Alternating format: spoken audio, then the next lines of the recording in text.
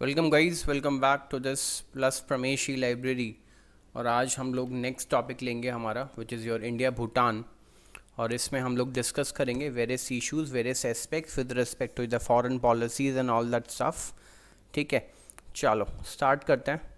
और आप लोगों को स्टार्टिंग बहुत ही अच्छी देना चाहता हूँ मैं। So yes, very important that हमारा जो ये भूटान है वो एक लैंडलॉक कंट्री है साउथ एशिया में।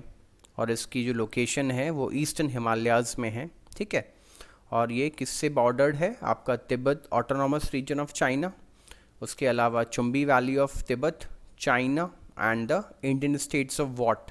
सबसे पहला सिक्किम, ठीक है। उसके बाद में आपका हो गया वेस्ट बंगाल, असम एंड योर अरुणाचल प्रदेश, है ना। ये आपके इससे बॉर्डर करते हैं। सबसे इम्पॉर्टेंट चीज़ कि आपका भूटान जो है सार्क का मेंबर भी है, south Asian association for regional cooperation.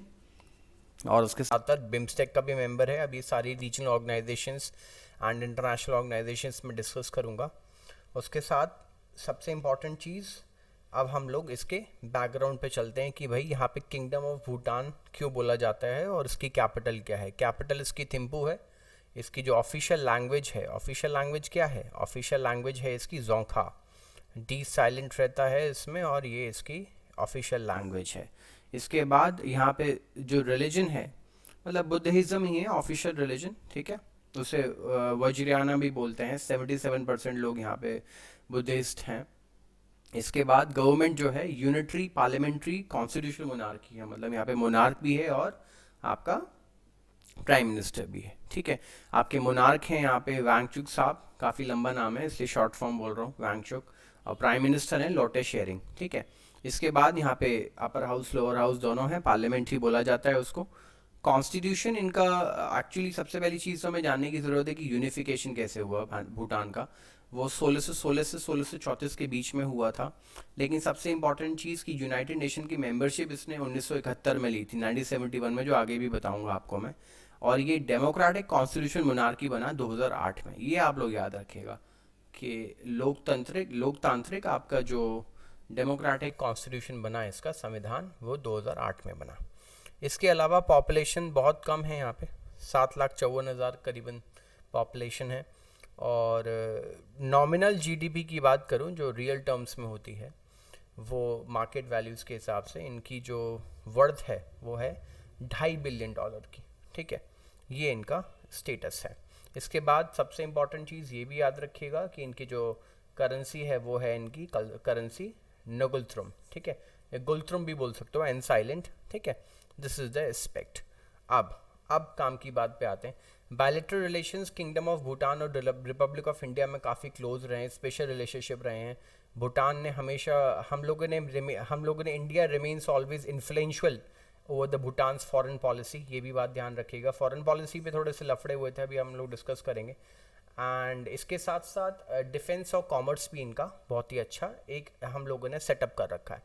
इसके बाद बजटरी सपोर्ट हम लोग देते रहते हैं इनको, $600 मिलियन की बजटरी सपोर्ट दिया। उसके बाद में हम लोग बढ़ाते रहते हैं इनका बजटरी सपोर्ट धीरे धीरे, ये इनके एस्पेक्ट में आता रहता है। चलिए, आपके शेयरिंग साहब ने आपका एडिशनल एड पैकेज भी मांगा था $54 बिलियन का, वो भी हम लोगों ने मुहैया कराया। उसके बाद में इकोनॉमिक स्टिमुलस पैकेज भी हम लोगों ने इनिशिएट कराया था। ठीक है, और लोटे शेयरिंग जो भी करंट प्राइम मिनिस्टर हैं, इन्होंने भी $45 बिलियन का आपसे पैकेज लिया है। अब सबसे इंपॉर्टेंट चीज़ है, ये जो मांगदेचू हाइड्रो पावर प्रोजेक्ट है, ये बहुत इंपॉर्टेंट है। ये आपके मांगदेचू रिवर पे है, 4,500 करोड़ हम लोगों ने लगाए इसमें इंडिया ने। ठीक है, और सबसे इम्पॉर्टेंट चीज़ जो जानने वाली है वो ये है, 720 मेगावाट का ये पावर प्लांट है। और सबसे इम्पॉर्टेंट चीज़, हम लोगों ने इनको गिफ्ट किया है, इंडिया गेव दैट प्रोजेक्ट, तो इससे ये बहुत इंपॉर्टेंट हो जाता है। इसके अलावा ये देख लीजिए, ये दोनों इनके प्राइम मिनिस्टर्स के चेहरे। इसके बाद सबसे इम्पॉर्टेंट, येस, हम लोगों ने मांगदेचू हाइड्रो पावर प्रोजेक्ट जो बनाया है उसका स्ट्रक्चर ये है। अब कोई भी हाइड्रो पावर प्रोजेक्ट बनेगा तो उसके लिए ऑल्टीट्यूड चाहिए, ऑल्टीट्यूड उसके लिए रिक्वायर्ड है, और ये बहुत ज़्यादा एल्टीट्यूड पे है ही उसकी लोकेशन भूटान की। इसीलिए यहाँ पे हमारे हाइड्रो पावर प्रोजेक्ट अभी एक्चुअली 3 कंस्ट्रक्शन में, 2 कंप्लीट हो चुके हैं। तो हम लोग हाइड्रो पावर प्रोजेक्ट में बहुत ज़्यादा इन्हेंसमेंट कर रहे हैं इनके साथ में। और Bhutan has preserved it's isolation from outside world, yes. लेकिन 1971 में इन्होंने यूनाइटेड नेशन की मेंबरशिप ले ली थी। अब सबसे important cheese, Bhutan became a protectorate of British India. ये बहुत इंपॉर्टेंट है, हम लोग इनको प्रोटेक्ट करते हैं बट प्रोटेक्टेड स्टेट की तरह प्रोटेक्ट करें, नॉट ए प्रोटेक्टोरेट, है ना, ये डिफरेंस है। After the signing a treaty in 1910 allowing a British to guide its foreign affairs, ठीक है। Bhutan was the first country to recognise India's independence, ये भी आप लोग ध्यान रखिएगा, इंपॉर्टेंट चीज़। इसके साथ साथ हम लोगों ने both the nations fostered close relations, है ना, लेकिन जैसे आपको पता है 1950 में एनेक्सेशन कर लिया था तिब्बत का पीपल्स रिपब्लिक ऑफ चाइना ने, तब भी डिस्प्यूट्स बढ़ते रहते हैं आपके, मतलब डिस्प्यूट्स क्या हैं, मतलब एक बफर स्टेट की तरह काम तो करेगा ही भूटान, लेकिन इतना भी इन्फ्लुएंशियल नहीं है। लेकिन हाँ, हिमालयन फ्रंटियर रीजन में बहुत ही बड़ी सिक्योरिटी पॉलिसी को हम लोग एनहांस करते हैं। बाउंड्री कितना शेयर होता है, 605 किलोमीटर का, बहुत इंपॉर्टेंट। भूटान के साथ में लार्जेस्ट ट्रेडिंग पार्टनर है, 98% एक्सपोर्ट्स जाते हैं, 90% इम्पोर्ट्स होते हैं, ये भी बहुत इंपॉर्टेंट चीज़ है याद रखने वाली, ठीक है। ये लोकेशन है सिक्किम, ये आपका चिकन स्नैक जहाँ पे डोकलाम स्टैंड ऑफ हुआ था, डोकलाम स्टैंड ऑफ इस एरिया में, है ना, ताकि वो सोच रहे थे कि हमारे सारे ईस्टर्न स्टेट्स को कब्जा कर लें, तो ये भी नहीं हो पाया, हम लोगों ने डिप्लोमेटिकली उसको हैंडल किया। इसके बाद मिलिट्री कॉपरेशन बहुत इनिशिएटिव है कि 2000 हमारे स्ट्रॉन्ग इंडियन मिलिट्री ट्रेनिंग जो है इमरत, जिसे हम लोग IMTRT बोलते हैं, IMTRAT, वो परमानेंटली बेस्ड है वेस्टर्न भूटान में to train what Royal Bhutan Army. Royal Bhutan Army काफ़ी काम करती है, हमारे जो इंसर्जेंट्स हैं, इंसर्जेंसीज जो हैं उनको भी न्यूट्रलाइज करने की हेल्प करती हैं हम लोगों को, ठीक है। सबसे इंपॉर्टेंट चीज़ की ट्रीटी ऑफ फ्रेंडशिप साइन हुआ था 8 अगस्त 1949 में, ठीक है, between the two nations, and Bhutan agreed to let India guides its foreign policy, ये बहुत इंपॉर्टेंट पॉइंट है, ठीक है। And both the nations would consult each other closely on foreign and defence relation, सबसे इंपॉर्टेंट चीज़, ठीक है।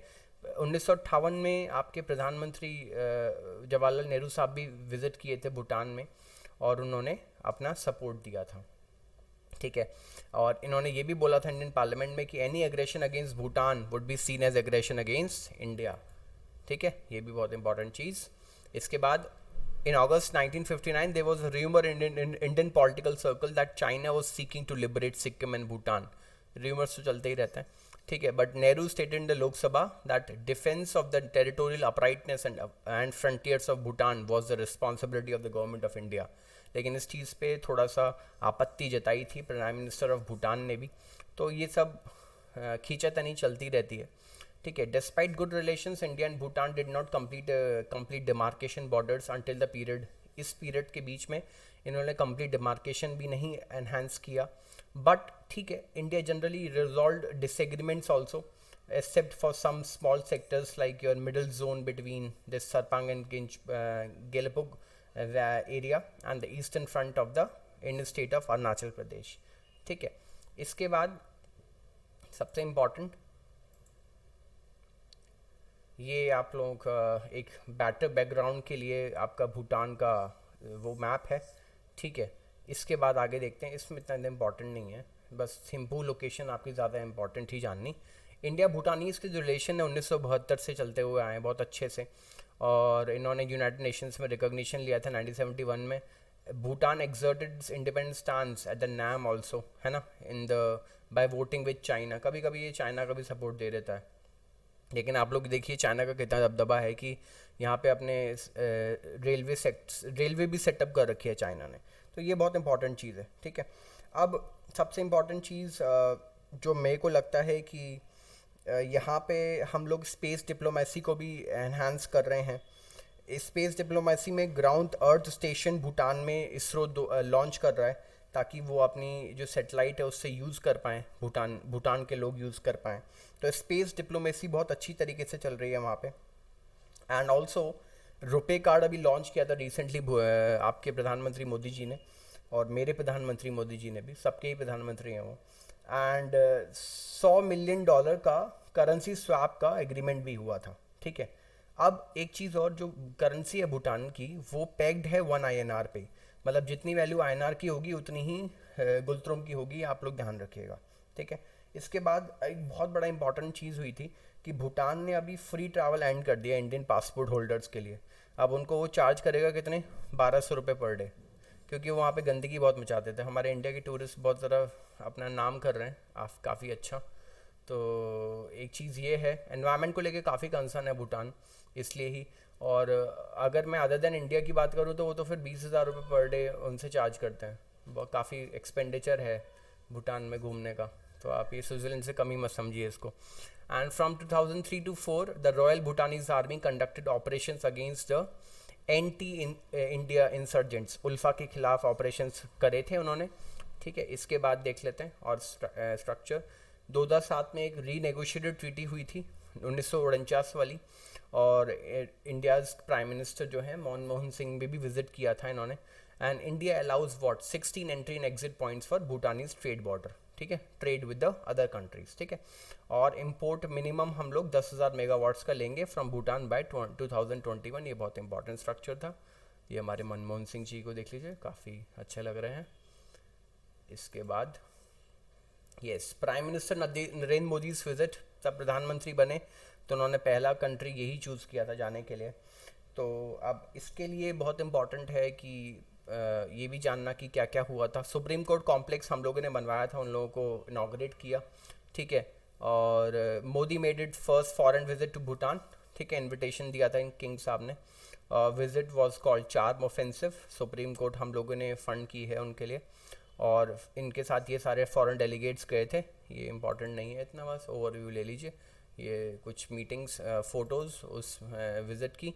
So guys, it was a short nutshell. मैंने आप लोगों को भूटान की सारी स्ट्रक्चर बता दिया कि भूटान की करेंसी क्या है, ऑफिशियल लैंग्वेज क्या है, कितनी पॉपुलेशन है, नॉमिनल जीडीपी क्या है, डोकलाम का क्या स्टैंड अप हुआ था, लोटे शेयरिंग का क्या इंपॉर्टेंस है, और मांगदेचू हाइड्रो पावर प्रोजेक्ट किस लिए इंपॉर्टेंट था, करेंसी स्वैप का बताया, रुपे कार्ड लॉन्च का बताया आप लोगों को। सो ये सब स्ट्रक्चर था। So guys, thank you so much.